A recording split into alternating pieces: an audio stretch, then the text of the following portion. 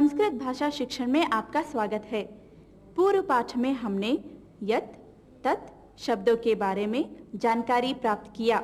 इस पाठ में हम और भी कई नए शब्दों के बारे में अभ्यास करेंगे। नमो नमः। नमो नमः। संस्कृत भाषा शिक्षणे भवतां सर्वेषां हार्दं स्वागतम्। पूर्वतनपाठे वयं यत् तत् यः सः या सा इति विषयं ज्ञातवन्तः। इदानीं वयं नूतन अंशस्य अभ्यासं कुर्मः। यद्यपि मम पिपासा अस्ति तथापि अहं जलं न पिबामि।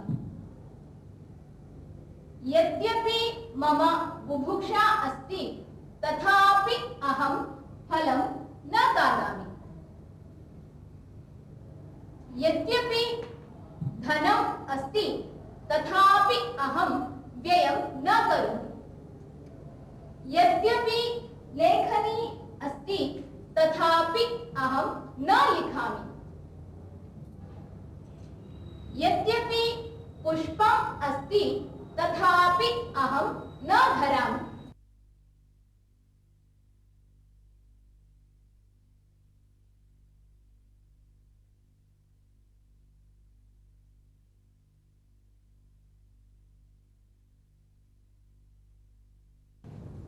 अहं वाक्यद्वयं वदामि। भवन्तः यद्यपि तथापि योजयित्वा वदन्तु। यथा धनम् अस्ति व्ययं न करोति।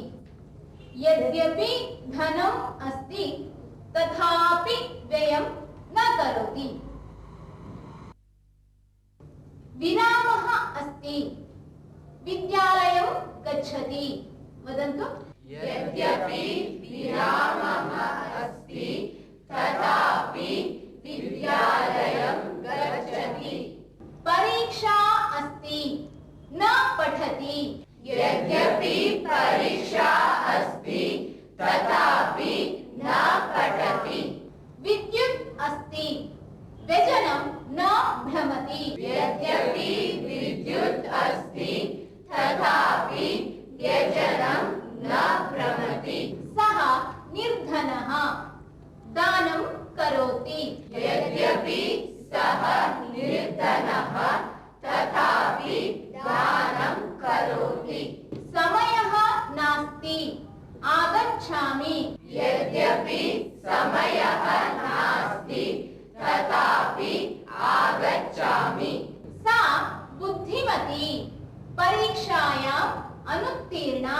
यद्यपि सा बुद्धिमती तथापि परीक्षायाम् अनुत्तीर्णा। इदानीं भवन्तः यद्यपि तथापि एतयोः उपयोगं कृत्वा वाक्यानि वदन्तु। यद्यपि शिरोवेदना अस्ति तथापि पठामि। उत्तमम्। यद्यपि भवती पृच्छति तथापि न स्फुरति। पूर्णं वदतु। यद्यपि भवती पृच्छति तथापि न स्फुरति। उत्तमम्। यद्यपि अहम् उत्तरं जानामि तथापि न लिखामि। यद्यपि कार्यमस्ति तथापि निद्रां करोमि। उत्तमम्। यद्यपि कार्यक्रमः अस्ति तथापि अहं नाटकं न करोमि। यद्यपि मम समीपे पुस्तकं नास्ति अहं पठामि। तथापि अहं पठामि। पूर्णवाक्यं। यद्यपि मम समीपे पुस्तकं नास्ति तथापि अहं पठामि। उत्तमम्। यद्यपि हम क्रीडाङ्गणं गच्छामि तथापि अहं न क्रीडामि। पुनः वदतु। यद्यपि हम क्रीडाङ्गणं गच्छामि तथापि न क्रीडामि। उत्तमम्। यद्यपि अहं शालां गच्छामि तथापि न पठामि। यद्यपि अहं बहु खादामि तथापि स्थूला न भवामि। उत्तमम्। यद्यपि अहं ग्रन्थालयं गच्छामि तथापि पुस्तकं न पठामि। यद्यपि सः अधिकं पठति तथापि स्मरणे न तिष्ठति। पुनः वदतु। यद्यपि सः अधिकं पठति तथापि स्मरणे न तिष्ठति। उत्तमम्। यद्यपि अहं शालां न गच्छामि तथापि अहं पाठं जानामि। पाठं जानामि। पूर्णं वदतु। यद्यपि अहं शालां न गच्छामि तथापि पाठं जानामि। उत्तमम्। यद्यपि अहम् उत्तरं जानामि तथापि न वदामि। यद्यपि अहम् उत्तरं जानामि तथापि न वदामि। पुनः वदतु। यद्यपि अहम् उत्तरं जानामि तथापि न वदामि। यद्यपि अहं न पठामि तथापि परीक्षां लिखामि। यद्यपि कार्यक्रमः अस्ति तथापि अहं न गच्छामि। यद्यपि मम अनुजा पीडयति तथापि ताम् इच्छामि। पुष्पम्। एकं पुष्पम् अस्ति। फलम्। एकं फलम् अस्ति।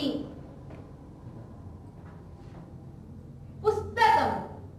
एकं पुस्तकम् अस्ति। फेनकम्। एकं फेनकम् अस्ति। दण्डः। एकः दण्डः अस्ति। आसन्दः। एकः आसन्दः अस्ति। स्यूतः। एकः स्यूतः अस्ति। चमसः। एकः चमसः अस्ति। लेखनी। एका लेखनी अस्ति। अंकनी। एका अंकनी अस्ति। पत्रिका। एका पत्रिका अस्ति। मापिका। एका मापिका अस्ति। कूपी। एका कूपी अस्ति।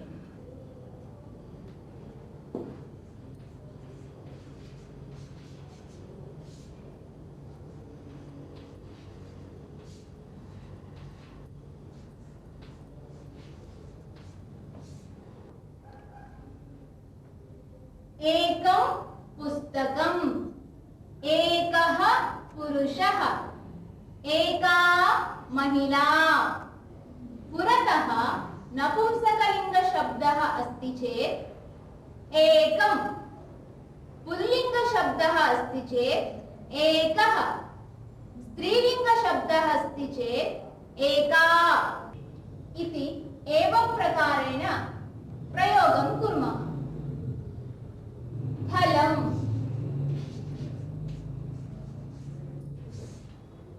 एकं फलम्। एकं फलम्। एकः ग्रन्थः।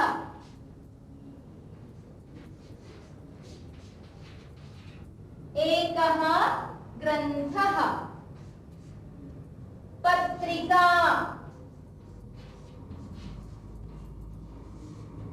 एका पत्रिका। इदानीम् अहं शब्दान् वदामि। भवन्तः एकम्, एकः, एका एतेषु उचितं रूपं योजयन्तु। उत्पीठिका। एका उत्पीठिका। ग्रन्थः। एकः ग्रन्थः। वृक्षः। एकः वृक्षः। मन्दिरम्। एकं मन्दिरम्। कङ्कणम्। एकं कङ्कणम्। दण्डः। एकः दण्डः। मार्गः। एकः मार्गः। लेखनी। एका लेखनी। अङ्कनी। एका अङ्कनी। दन्तकूर्चः। एकः दन्तकूर्चः। सुधाखण्डः। एकः सुधाखण्डः। एकं पुष्पम् अस्ति। एकं पुस्तकम् अस्ति। एकः दण्डः अस्ति। एकः चमसः अस्ति। एका अंकनी अस्ति। एका पत्रिका। फलम् एकं फलम् अस्ति। फलद्वयम् अस्ति। पुस्तकद्वयम् अस्ति। फेनकद्वयम् अस्ति। चमसः एकः चमसः अस्ति। चमसद्वयम् अस्ति। चषकद्वयम् अस्ति। सुधाखण्डद्वयम् अस्ति। अंकनी एका अंकनी अस्ति। अंकनीद्वयम् अस्ति। मापिकाद्वयम् अस्ति। पत्रिकाद्वयम् अस्ति। द्वयम्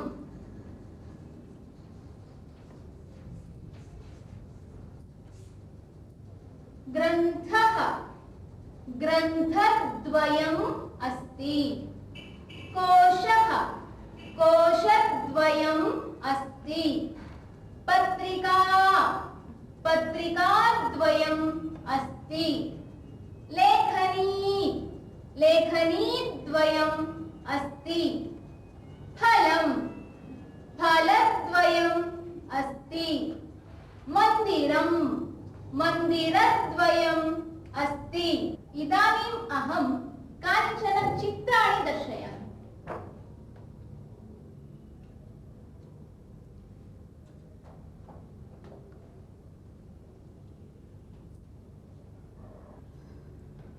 अत्र किं किं द्वयम् अस्ति वदतु। लेखनी लेखनी द्वयम् अस्ति। महिला महिला द्वयम् अस्ति। कन्दुकः कन्दुकः द्वयम् अस्ति। कन्दुकद्वयम् अस्ति। कन्दुकद्वयम् अस्ति। पुस्तकम् पुस्तकद्वयम् अस्ति। पुरुषः पुरुषद्वयम् अस्ति। गृहम् गृहद्वयम् अस्ति। कूर्चः कूर्चद्वयम् अस्ति। दूरवाणी द्वयम् अस्ति। कुञ्चिकाद्वयम् अस्ति। कङ्कणद्वयम् अस्ति। मालाद्वयम् अस्ति। सङ्गणकम् सङ्गणकद्वयम् अस्ति। इदानीं भवन्तः द्वयम् इत्यस्य उपयोगं कृत्वा वाक्यं वदन्तु। पादद्वयम् अस्ति। हस्तद्वयम् अस्ति।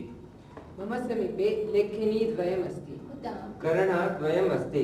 कर्णद्वयम् अस्ति। कर्णद्वयम् अस्ति। उत्तमम्। मम समीपे पुस्तकद्वयम् अस्ति। उत्तमम्। नेत्रद्वयम् अस्ति। मम समीपे फलद्वयम् अस्ति। उत्तमम्। एतस्याः मुखे दन्तद्वयम् अस्ति। मम अनुजाद्वयम् अस्ति। मम अनुजद्वयम् अस्ति। मम अनुजद्वयम् अस्ति। उत्तमम्। सुधाखण्डद्वयम् अस्ति। मापिकाद्वयम् अस्ति। अब आप लोग एक दृश्य देखेंगे जिसमें इनका प्रयोग किया गया है।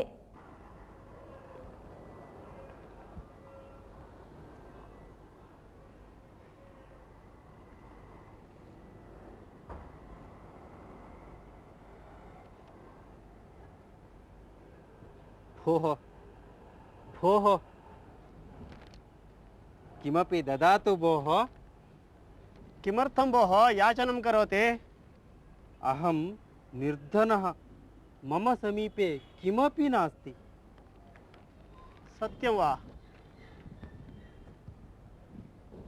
सत्यं भवान् निर्धनः एव, यतः भवतः समीपे एकं रूप्यकमपि नास्ति। सत्यमेव। परन्तु भवतः पादद्वयम् अस्ति खलु? आम्, पादद्वयम् अस्ति। एवं करोतु, भवतः पादद्वयं मह्यं ददातु, अहं 10,000 रूप्यकाणि ददामि। न ददामि भोः। एकं पादं ददातु, अहं 10,000 रूप्यकाणि ददामि।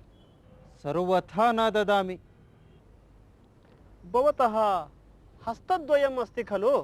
तदपि न ददामि। हस्तद्वयं ददातु, अहं 20,000 रूप्यकाणि ददामि। गच्छतु भोः, न ददामि। तर्हि एकं हस्तं ददातु, अहं 20,000 रूप्यकाणि ददामि। सर्वथा न ददामि। भवतः नेत्रद्वयम् अस्ति खलु? एकं नेत्रं मह्यं ददातु, अहं 50,000 रूप्यकाणि ददामि। 50,000 रूप्यकाणि किं 1,00,000 रूप्यकाणि ददाति चेदपि न ददामि। तत्तु अमूल्यं। सत्यं वा? आं भोः, शरीरस्य एकैकम् अङ्गं तावत् अमूल्यं, तदेव पृच्छति किल? कीदृशः मूर्खः भवान्। मित्र, तदा भवानेव उक्तवान् खलु अहं निर्धनः इति। परन्तु भवतः अनेकलक्षमूल्ययुतं शरीरम् अस्ति। प्रथमं तस्य महत्त्वं जानातु। सत्यम्, इदानीम् अहं ज्ञातवान्। अहं निर्धनः नास्मि, अहं श्रीमान् अस्मि। इतः परं कस्यापि पुरतः अहं याचनां न करिष्यामि। साधु मित्र, साधु।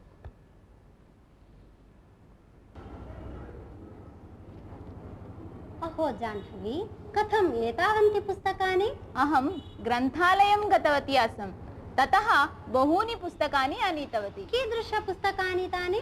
एकं महाकाव्यं, नाटकद्वयं, पद्यकाव्यद्वयं च आनीतवती। नाटकद्वयं?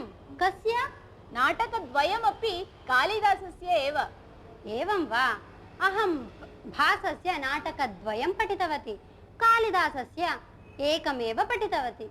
तर्हि एवं करोतु, अहं भवत्यै एतत् नाटकद्वयमपि दिनद्वयं ददामि, भवती अपि पठतु। बहु समीचीनं। मम समीपे पत्रिकाद्वयम् अस्ति। यदि भवती इच्छति तर्हि भवत्यै अपि ददामि। मास्तु भोः, मम परीक्षायाः निमित्तं मासद्वयमेव अस्ति, तावता बहु पठनीयमस्ति। अस्तु, तथैव करोतु, तदनन्तरमेव पठतु। धन्यवादाः। स्वागतम्।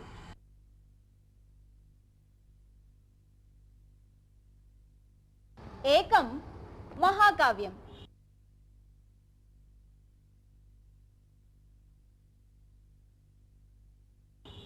नाटकद्वयं,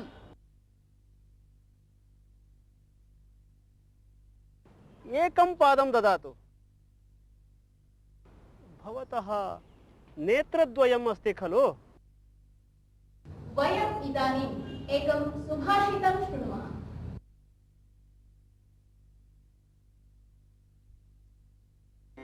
यस्तु संचरते देशान्, यस्तु सेवेत पंडितान्, तस्य विस्तारिता बुद्धिः तैलबिन्दुरिवाम्भसि।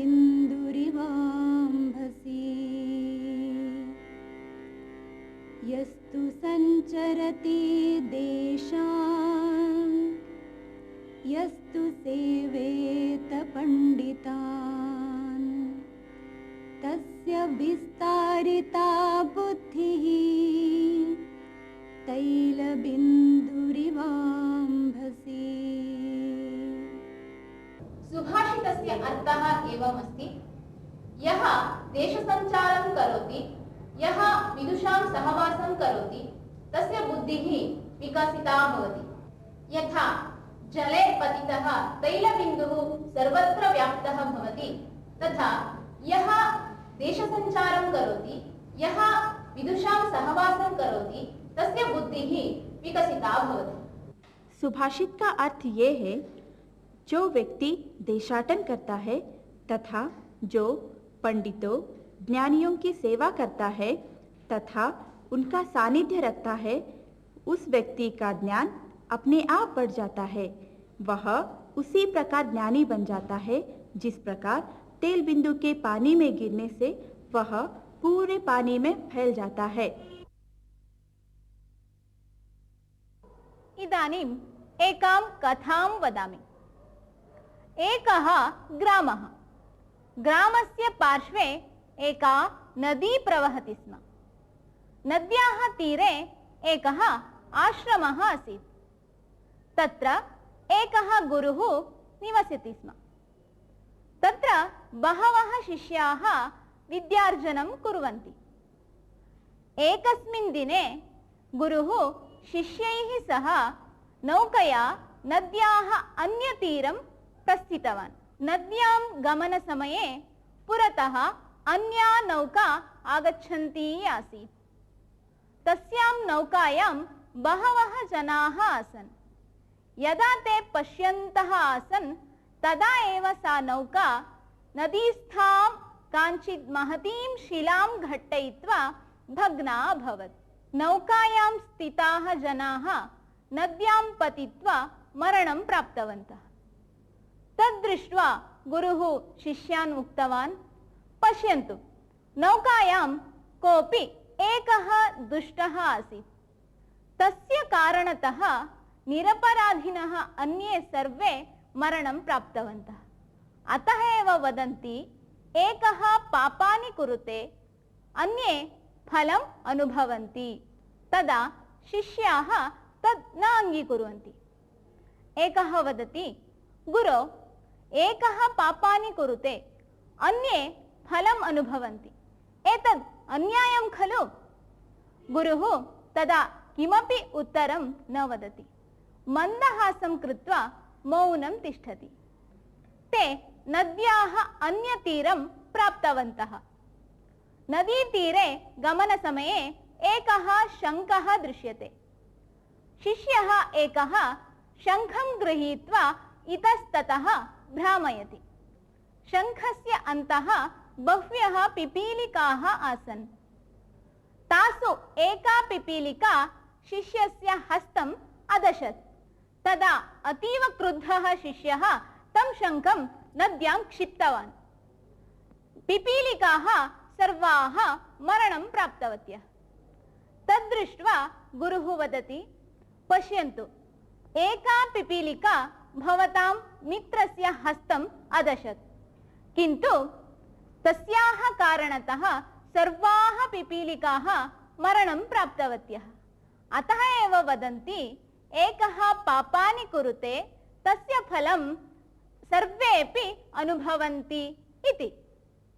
इदानीं शिष्याः गुरोः वचनस्य अन्तरार्थं ज्ञातवन्तः। ते तद् अङ्गीकृतवन्तः। कथायाः अर्थं ज्ञातवन्तः किल? धन्यवादः। नमो नमः। नमो नमः। अब ये पाठ समाप्त होता है। अगले पाठ में फिर मिलेंगे। तब तक के लिए धन्यवाद।